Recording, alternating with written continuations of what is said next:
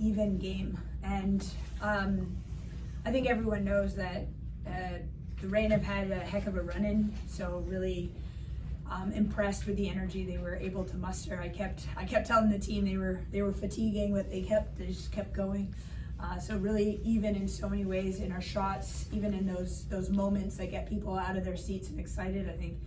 I think we had a few more, but they had their own, and yeah, a little frustrated at the great moments that we had. How can we get more of them and get them more linked? And I think if we keep doing the little things, we get 1 or 2 goals in that game that we just didn't follow in on a shot or didn't get the rebound. So those are the things that'll keep me up tonight. But in general, really happy with, and a fair result. Irene, do you think that a game like this shows the quality of these two teams and what they might be able to achieve down the line?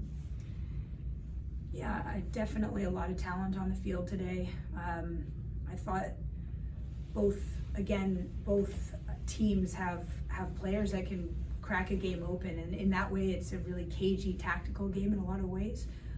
We made some slight adjustments, and so did they during the game, which was it's fun as a coach. It's like chess, and full respect to Laura Harvey and her staff. They played a good game, and yeah, it for the soccer fans who love like tactics and that piece, I think it was a really great representation of 2 good teams in the league. Right. Finishing, is that a matter of just situationally figuring things out in that moment, or how would you, I guess, describe the issues in that spot?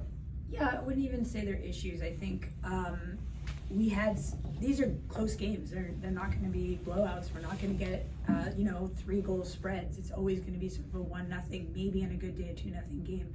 So the goals, we had fantastic shooting. There was spilled balls in the box. They just didn't go in today.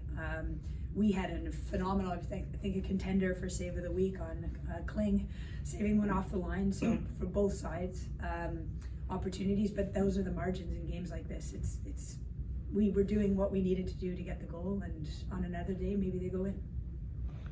Is it difficult to game plan for a team that you know so well? I mean, is it possible that you guys are so evenly matched because you've played so many times so far this season and you know each other so well? I guess in a way, but again, like Challenge Cup and preseason, I know Laura was similar to me in that there was some experimentation going on with how the teams played. So in that way, neither of us really knew what we were gonna bring out for the season, as well as the different run-ins. So you can prepare for a team, but you also have to respect the games they've played coming in and we haven't. So you set up differently because of that. So there's always something that adds an element of uncertainty. It also seems like the two of you guys are really physical with each other. Yeah. These two teams tend to play really physical games. Do you see that as a coach also compared to other opponents? I mean, they don't like each other. I think it's pretty historical, and I think it's great for the game. I think rivalries are critical, and more will develop with the addition of the 2 new West Coast teams. We've got some serious talent out here on this side of the country. It's a physical game. This league is physical as well. It's very athletic, and you better be ready to get in a big tackle. And some of my favorites are actually Hina, like our new arrivals getting into the tackle and getting really inspired and excited about games like this. I think the fans can feel it. All right, we'll go to questions online, Paloma. Yeah, we have one question here. We'll go ahead with Melina Gaspar. Thank you. Good night, Coach. I have a question for you about Megan Nelly.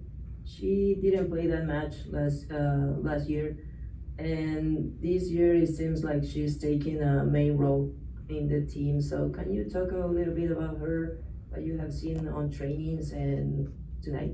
Thank you. Yeah, I think it's a great question, and this is what character is all about. And there are players all over the league that get very few minutes and are just grinding every day at training. They're developing themselves. Sometimes they're called training players, and I mean that respectfully. To be on a roster in the women's league is a huge accomplishment, but it's frustrating. You don't get the minutes. And then players like Megan Nally when an injury occurs, they get an opportunity, and it's how ready are you to grab your opportunity. And I can't say enough about Megan Nally. First, as a person, she is the first one to welcome new players to the team, first one to welcome new staff, is sort of bright and energetic every day, excited to be here, appreciative of the opportunity she gets, and on the field will give everything she has every single day.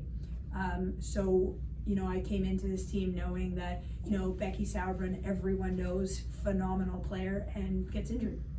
So you put a Megan Nally out there, and you hope to see what what we're seeing now. That's the greatest gift when things like that happen. Otherwise, we change formation because we don't have as much depth in center back. But now all of a sudden, we have 4 starting center backs. What a wonderful situation I'm in because of Megan Nally's character and attitude.